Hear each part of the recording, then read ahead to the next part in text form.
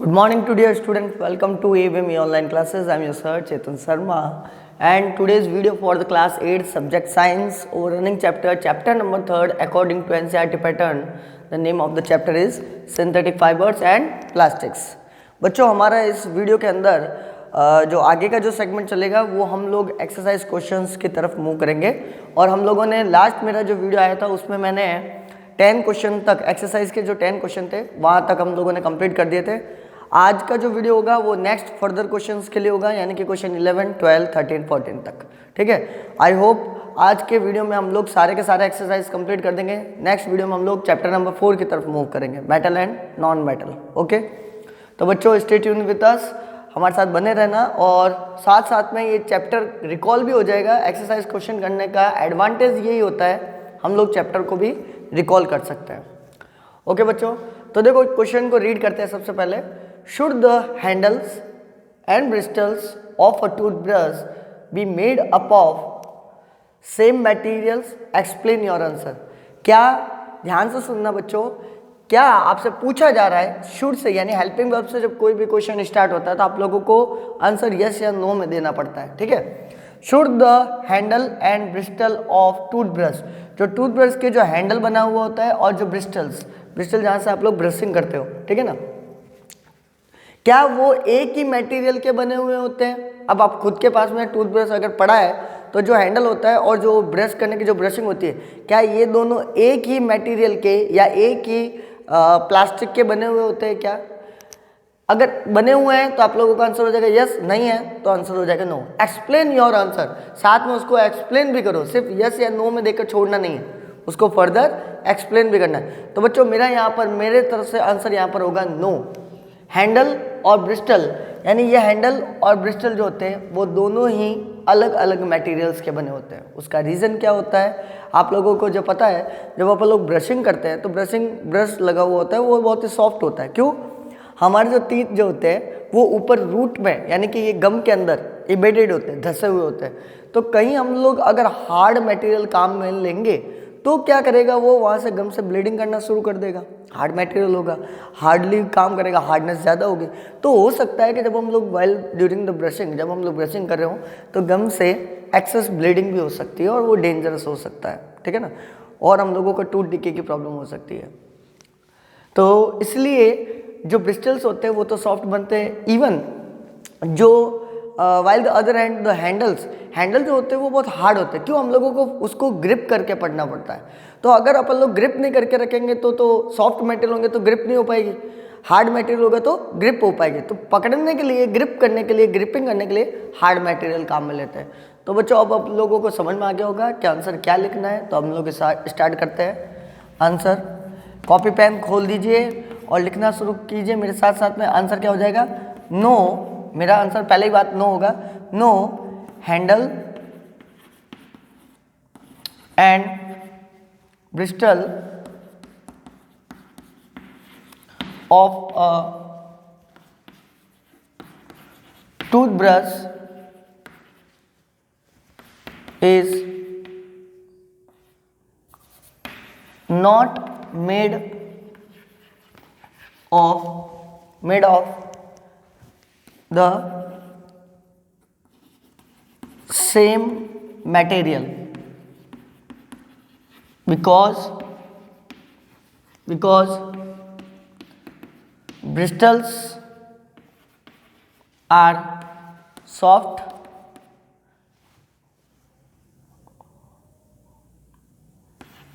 because, ये आप लोग लिख दो, while applying on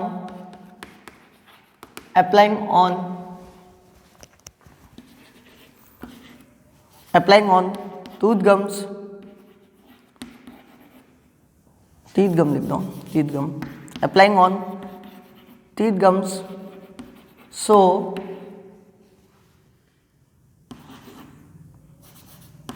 bleeding, या आप लोग लिख दो ब्लीडिंग की जगह पर ब्लीडिंग, या not harmful for over teeth, हमारे टीथ के लिए भी हार्मफुल नहीं होते और ब्लीडिंग से भी बचा देते हैं। While other hand while other end handles are made up of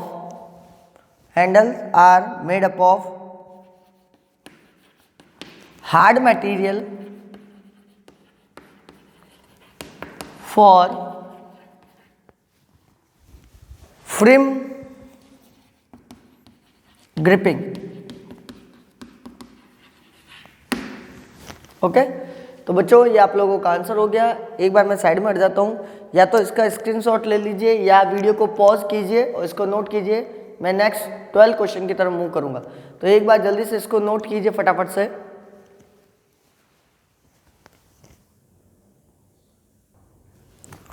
okay बच्चों, क्वेश्चन नंबर जो 12 है वो ध्यान से सुनना एक्सरसाइज का। Avoid plastics as far as possible, comment on this advice. आप लोगों को एक एडवाइस दिया जा रहा है, एक सजेशन दिया जा रहा है कि प्लास्टिक्स को अवॉइड करो एज फार एज पॉसिबल, यानी कि प्लास्टिक को बहुत ही कम से कम यूज़ करना चाहिए। उसके पीछे आप लोगों को एक कमेंट लिख कर देना है, या इस कमेंट के ऊपर आप लोगों को एक स्टेटमेंट लिख के देना है कि क्यों हम लोगों को प्लास्टिक कम से कम यूज़ लेना चाहिए। तो बहुत ही सिंपल सा लॉजिक है बच्चों कि प्लास्टिक्स, चलो मैं आंसर में आप लोगों को बता देता हूँ, कुछ सस्पेंस बाकी रहना चाहिए, ठीक है। तो देखो आंसर मेरे साथ साथ में मेंशन करते रहना ताकि आप लोगों को चैप्टर को पता भी चल जाएगा, ठीक है। तो ध्यान से लिखते रहना और सुनते भी रहना। Plastics must be avoided as far as possible because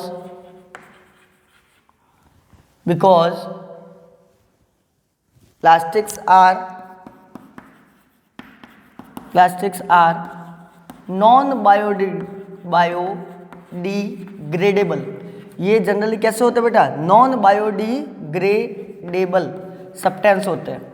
बड़े इंटरेस्टिंग सी बात है कि ये नेचर में अपने आप डिकम्पोज नहीं होते through the by of the action of microbes या किसी भी बैक्टीरिया, या ये इन सब्सटेंसेस का डिकम्पोजिशन पॉसिबल नहीं है। जब ये डिकम्पोज नहीं होंगे, डिग्रेड नहीं होंगे और नेचर में रिमेन्स रहेंगे तो कहीं ना कहीं इन्वायरमेंट के लिए हार्मफुल है ना। लॉजिक लगाना। सबसे पहली बात तो ये कि इनको डिस्कार्ड करना पॉसिबल नहीं है, ठीक है। Plastics are non biodegradable substances, so when it burn, जब इनको जला दिया जाता है, it release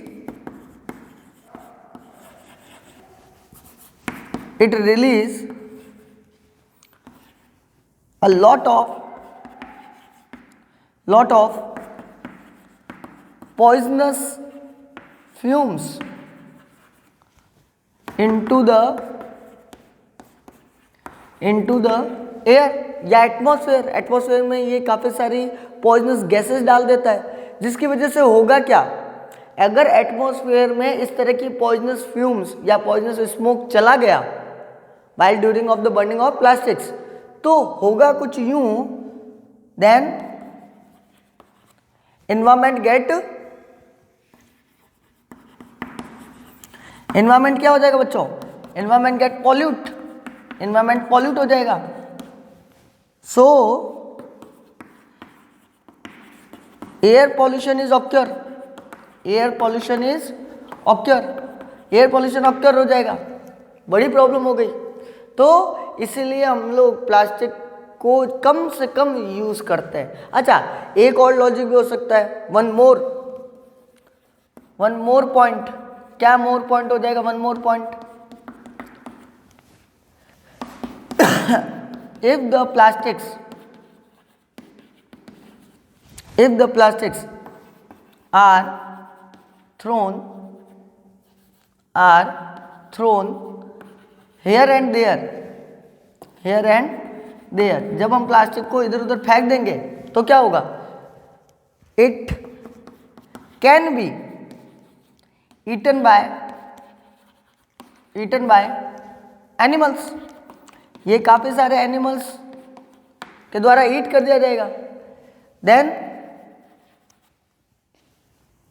then some critical problems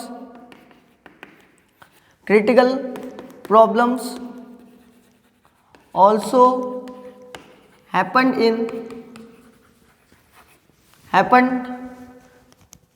with these animals।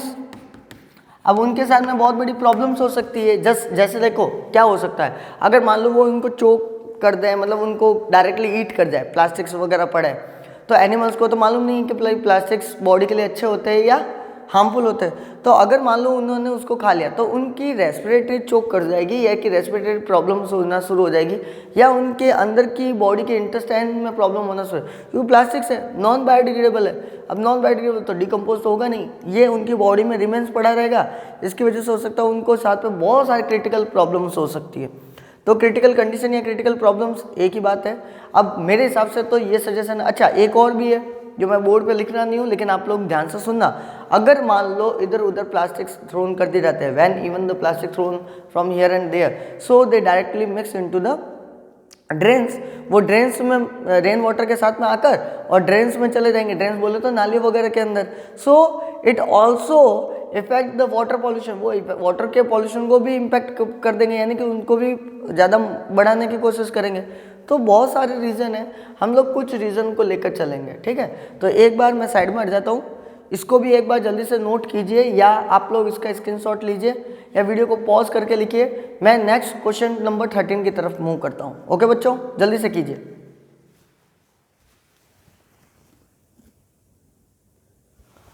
Okay dear student, next question is question number 13 of your exercise. Match the terms of column A correctly with the phrase given in the column B. यानी कि column A में आप लोगों को कुछ terms दे रखे हैं, यानी कि यहाँ पर आप लोगों को ये फाइबर और प्लास्टिक्स मिक्स करके दे रखे हैं। कुछ सिंथेटिकली फाइबर है और कुछ सिंथेटिकली प्लास्टिक के नाम है। आपको उनको इस फ्रेज से मैच करके देखना है या इनकी प्रॉपर्टी से मैच करके देखना है ना। जैसे यहाँ पर आया हुआ है सबसे पहला पॉलिस्टर।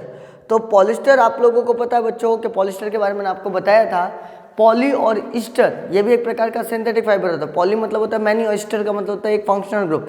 तो पॉलिस्टर एक सिंथेटिकली फाइबर होता है जो कि आसानी से रिंकल्ड नहीं होता। तो यहाँ से इसका आंसर आप लोग इसको मैच करोगे। Polyester it means the fabric which do not wrinkle easily. Wrinkle easily it means वो स्क्वीज नहीं होता है, वो छोटा नहीं होता है और साथ में उसमें सलवटें नहीं लगती, रिंकल लेस होता है ना। तो इसको इसके साथ में मैच कर दीजिए आप लोग, यानी फर्स्ट वाले का टर्म जो होगा, फर्स्ट वाले का टर्म इस फ्रेज के साथ में मैच कर रहे हैं, यानी ये प्रॉपर्टी के साथ में। नेक्स्ट टेफ्लॉन की बात करते हैं। मैंने आपको बताया था बच्चों, टेफ्लॉन एक ऐसा सिंथेटिक प्लास्टिक्स होता है जो कि सबसे हार्ड होता है नेचर के अंदर। अब हार्ड चीज़ों के लिए क्या आर्टिकल बनाने में काम लेंगे, यहाँ पर देखो आप लोग ध्यान से पता चल जाएगा। तो use to make non stick cookware, जो हैंडल्स वगैरह होते हैं, जो उनके जो कवरिंग होती है जहाँ से आप लोग ग्रिप करते हो, तो हैंडल वगैरह टेफ्लॉन के बने होते हैं। आप लोगों को देखा होगा पुराने जो टेलीफोन होते थे जो डायल करके लगाते थे कान पे, तो वो जो डायल करके जो लगाया जाता था वो भी एक बॉडी जो थी वो टेफ्लॉन की बनी होती है। तो Teflon is a hard plastic, ये एक प्रकार का थर्मोसेटिंग प्लास्टिक है। तो आप लोग इसको use of make non stick cookware के साथ में मैच, और ये बहुत इंपॉर्टेंट है बच्चों, ध्यान रखना। ये सारे ही के सारे बहुत ज़्यादा इंपॉर्टेंट है या आते भी हैं एग्जाम में। तो एग्जाम पॉइंट ऑफ व्यू से आप लोग लर्न कीजिए। रेयॉन, रेयॉन का मैंने बताया था, रेयॉन एक सिंथेटिक फाइबर है जो कि प्लेस लेता है किसकी, नेचुरल सिल्क की। नेचुरल सिल्क बहुत ज़्यादा कॉस्टली है, बहुत ज़्यादा एक्सपेंसिव है, इस वजह से रेयॉन जो कि आर्टिफिशियल सिल्क भी कहलाता है वो लेकर आए। तो ये कहाँ से ऑब्टेन होता है रेयॉन? मैंने आपको बताया था बच्चों, ये प्योर सिंथेटिक नहीं है, ये सेमी सिंथेटिक में आता है, यानी कि कुछ इसको नेचर से ऑब्टेन करेंगे और कुछ केमिकली ट्रीटमेंट करके प्रिपेयर किया जाता है। तो रेयॉन की प्रॉपर्टी जो यहाँ पर मैच होगी वो यहाँ से मैच होगी, prepare by using wood pulp. कहाँ से मैच होगी? Rayon is the prepared by the using of wood pulp. अब ये वुड पल्प होता कहाँ है? ये जो बड़े बड़े जो ट्री होते हैं उनके बार्क के अंदर जो पल्प निकलता है सेलुलोज टाइप का, वहाँ पर ये ऑब्टेंड होते हैं। तो आप लोगों को इस टर्म को इस फ्रेज के साथ में मैच कर देना ना। लास्ट बचता है वो है नायलॉन, और नायलॉन आप लोगों को मैंने बताया था, नायलॉन एक्चुअली दो कंट्रियों के नाम से जुड़ा हुआ है ये फाइबर है। NY का मतलब हो जाएगा न्यूयॉर्क और LON का मतलब हो जाएगा लंदन। और मैंने आपको कहा था ये फर्स्ट सिंथेटिक फाइबर है जो कि प्योर सिंथेटिक फाइबर जो कि बनाया गया था। तो नायलॉन जो होता है वो कहाँ काम आएगा, use for making parachutes and stockings. जो माउंटेनर्स होते हैं, जो माउंटेनर्स क्लाइंबिंग करते हैं, या जो भी आप लोग रोप वगैरह इसको काम लेते हैं, रोप वगैरह, वो रोप वगैरह को बांधते हैं और रोप से वो चढ़ते हैं, तो उनकी जो रोप वगैरह जो बनी होती है या पैरासूट वगैरह जो बने होते हैं या कार की सीट बेल्ट वगैरह बनी होती है, वो सब किसकी बनी होती है, नायलॉन की। इससे पहले आप लोगों ने टूथ ब्रिस्टल्स वाला भी किया था, है ना, जहाँ आप लोगों ने देखा था, वो भी नायलॉन की बनी होती है। तो नायलॉन को आप लोग इस फ्रेज के साथ में मैच कर दीजिए। मैं साइड में हट जाता हूँ, एक बार जल्दी से आप लोग इसको सॉल्व कीजिए और एक बार इसको नोट आउट कीजिए, फिर हम लोग आगे की तरफ मूव करेंगे। ठीक है बच्चों, नेक्स्ट क्वेश्चन अपना अगला क्वेश्चन होगा क्वेश्चन नंबर 14, और इसके बाद में ये आप लोगों का चैप्टर आप कंप्लीट हो जाएगा, ख से खल्लास, और 4 से नया चैप्टर शुरू कर देंगे हम लोग। नेक्स्ट में कौन सा लेंगे, चैप्टर नंबर 4, जो कि बहुत ही ज़्यादा इंटरेस्टिंग है बच्चों, बहुत ज़्यादा मज़ेदार चैप्टर है। ठीक है, एक बार थोड़ा सा इसको जल्दी से कीजिए।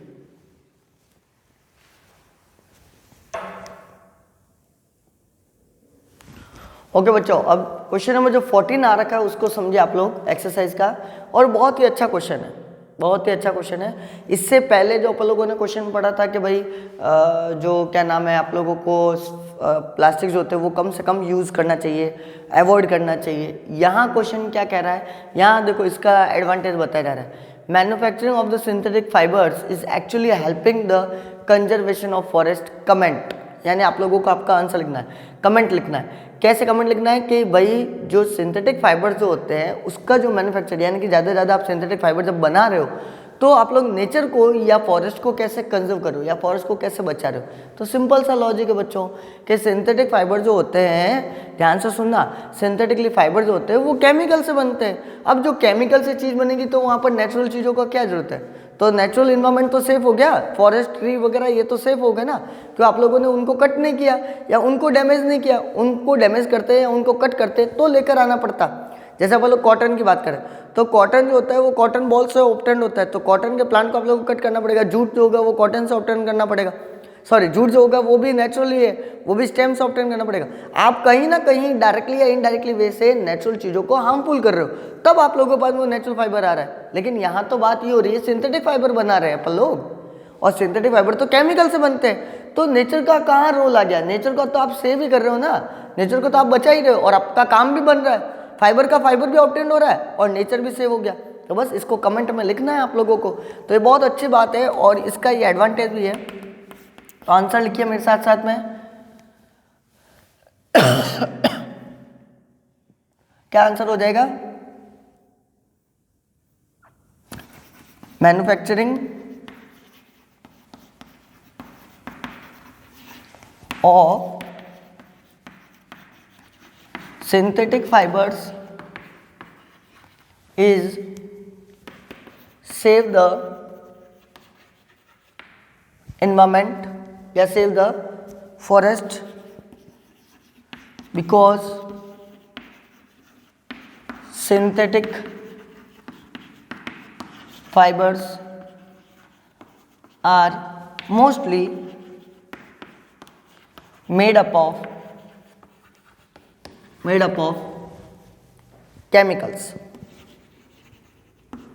chemically, so it does not harm to forest.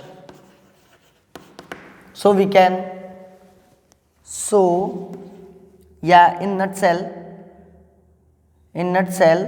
we can say that, in nutshell यानी लास्ट में हम लोग ये कह सकते हैं, in nutshell we can say that synthetic fibers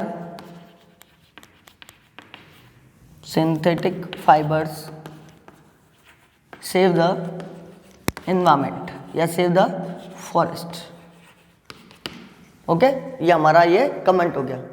इसके बाद में बच्चों एक क्वेश्चन और रहा है, एक बार जल्दी से मैं साइड में हट जाता हूँ, तो आप लोग इसको या तो वीडियो को पॉज करके इसका आंसर लिखिए या आप लोग इसका एक बार जल्दी से स्क्रीनशॉट ले लीजिए, मैं साइड में हट गया हूँ, अब आप लोगों के पास में स्क्रीनशॉट अच्छे से आ जाएगा, जल्दी से ले लीजिए फटाफट।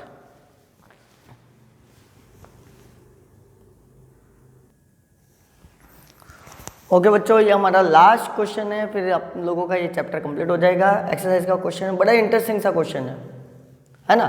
Describe an activity so that thermoplastics is poor conductor of electricity. ठीक है ना, ध्यान से सुनना बच्चों, चाहे फिर वो थर्मोप्लास्टिक हो, चाहे फिर वो थर्मोसेटिन प्लास्टिक हो, ये पुअर कंडक्टर ही होते हैं इलेक्ट्रिसिटी के। मैं टोटल प्लास्टिक की बात बता दूं ना, प्लास्टिक खुद नेचर में कैसा होता है, बैड कंडक्टर होता है इलेक्ट्रिसिटी का, यानी वो इलेक्ट्रिसिटी को अलाउ नहीं करता है। ध्यान से सुनना बच्चों, बहुत इंटरेस्टिंग सी बात है कि आपको एक एक्टिविटी से इसको प्रूव करके बताना है। तो हम लोग एक क्या करते हैं, एक सर्किट डायग्राम बनाते हैं। ठीक है, we explain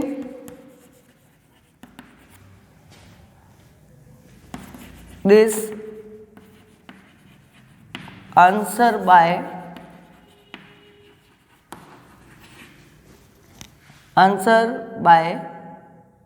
a circuit diagram. एक सर्किट डायग्राम बनाते हैं आप लोग, तब आप लोगों को समझ में आ जाएगा।